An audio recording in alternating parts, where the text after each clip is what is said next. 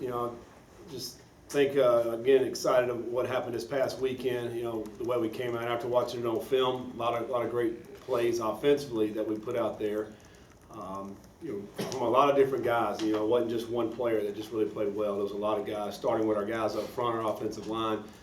It was their best performance of the season.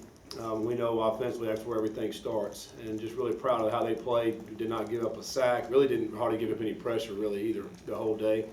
Both quarterbacks played really well.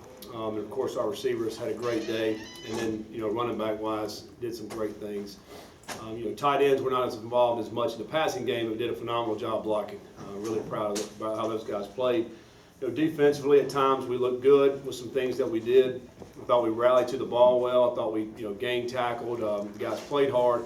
But again, just too many mental errors. In particularly the linebacker secondary in the passing game. And then, the run game, I thought we did a decent job, really. Dylan's a really good back, but going back and looking at it, they hit the reverse on us, which is a well-designed play. Was about 35, 40 yards on that particular play in the second half. But, I think overall, just really proud how we continue to stick in there and continue to fight and not give in there at the end and won the game. And a lot of times as you look at ACC games, there's a lot, it's coming down to the wire. You can just pick any game, really. Most of these games are tight, and you got to find ways to win.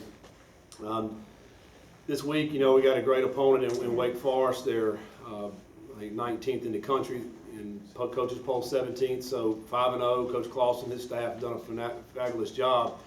I've been competing against Coach Clausen. I think the first time when he was at Richmond, he came to App State back in the playoffs. I think it was 07. And ever since then, kind of followed his career. I was at Toledo, he was at Bowling Green, and and of course when he went to Wake Forest, being right there in the state of North Carolina. So, he's done a great job, man. These guys are always well coached.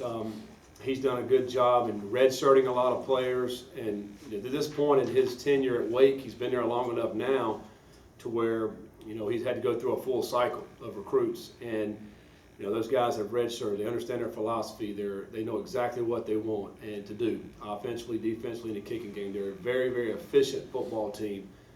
They're not penalized. They take care of the ball. The kicking game's good. I think their field goal kicker has not missed a field goal. I mean, just in everything they do, they make you have to go out and win the game. They're not going to give you the game, and that speaks a lot to what their coaching staff's done there, and then what their players have been able to do. They have a quarterback that's playing as good as anybody in the country, and put up some great numbers this year for what he's been able to do. I think he's only lost one game as a starter. I think he started midway season last year, and has done a phenomenal job. 2 wide receivers. Man, they're so impressive. They make contested catches. They're great, in traffic.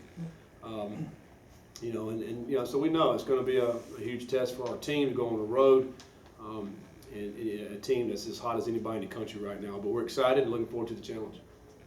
Coach, Wake Forest runs the ball extremely well. They run about 200 yards per game. You guys just face a tough challenge in Boston College, but also runs the ball pretty well. What is it about Wake Forest's run game that makes it, just from what you've seen, makes it so difficult to A, defend, and B, what's the best way to kind of contain them?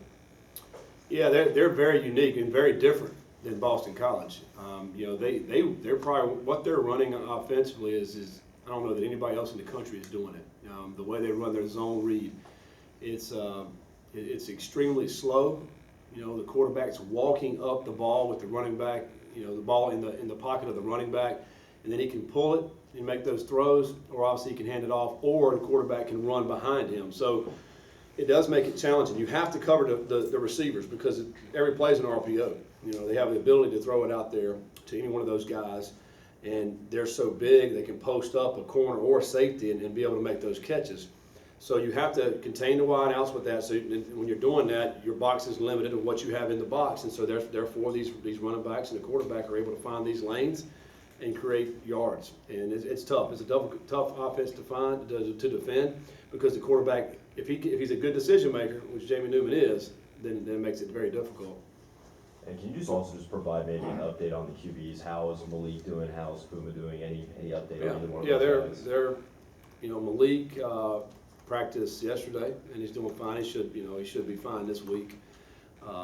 I would say the status for Puma is probably very similar to last week. It's just a day-to-day thing. I wish we could give you more. It seemed like it's been dragging out, but it is what it is. We're treating it as it seems to be getting better every day, but until he's ready to go, we'll just have to hold him out. So that's kind of where we are right now. But Malik and Evan both are obviously ready to go and should have a big week of practice.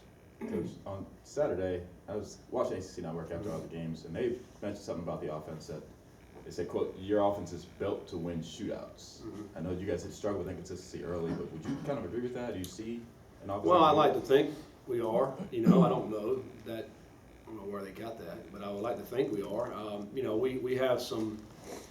We want to be an offense that has the ability to throw the football and/or run the football. So, when we got the lead, we want to be able to run the ball out and grind that clock and keep their offense off the field. And then if we're behind, we want to have the ability to go down and score if we have to throw the ball. So we have enough weapons out at wide receiver, and our running game should be strong enough to be able to do that. So, you have to be able to close out games. There's no question about it. You have to be a fourth quarter team.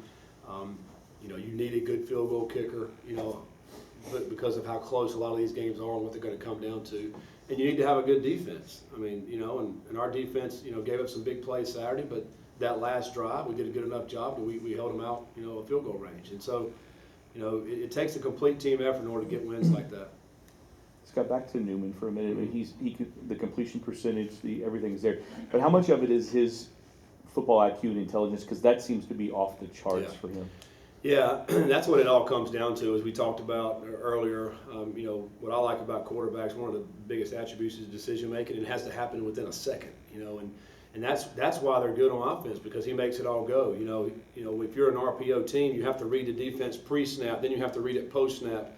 And I think that's why the completion percentage is high, because if the defense allows you to hit one of those little slants or hitch, he can see that and he makes a throw, and it's a completion. So, but if you got to have that mental capacity to be able to do that. And he can, but he's also physically talented. He's got a big arm. He's a big guy. He can run. He's a total package, and I think he's playing that way now. With as far as your quarterbacks are concerned, can you just kind of assess what, after watching the tape, of what Evan did, and then also, do you call him Malik or Mikhail? Yeah, I'm calling him Malik. But if he wants me to call him Malik, I can. But he said Malik's fine, so that's what I know him as. So I think looking back, Evan played really good football. Made some big time throws on third down scenarios. Threw the ball away when he needed to, which was great. Earlier in the year, we were not throwing the ball away. We were taking some sacks, and so he threw the ball away when they were covered. Made some great decisions in the run game.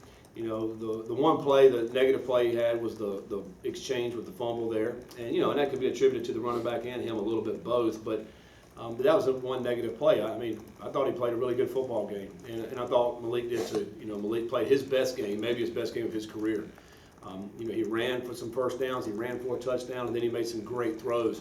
And if you go back, as we go back and watch the film, there was 4 other plays. We could have been over a 500-yard passing day for a couple balls. Tutu had one right in his hands in the end zone. Number 18, Justin Marshall had one across the field right in his hands. There's a couple. Fitzpatrick on a third down late in the fourth quarter. It was a high ball, but can make that catch. He'll tell you she made it. So, man, we left a few plays out on the field. The quarterbacks gave the guys an opportunity to make plays, and that's why we asked for those quarterbacks.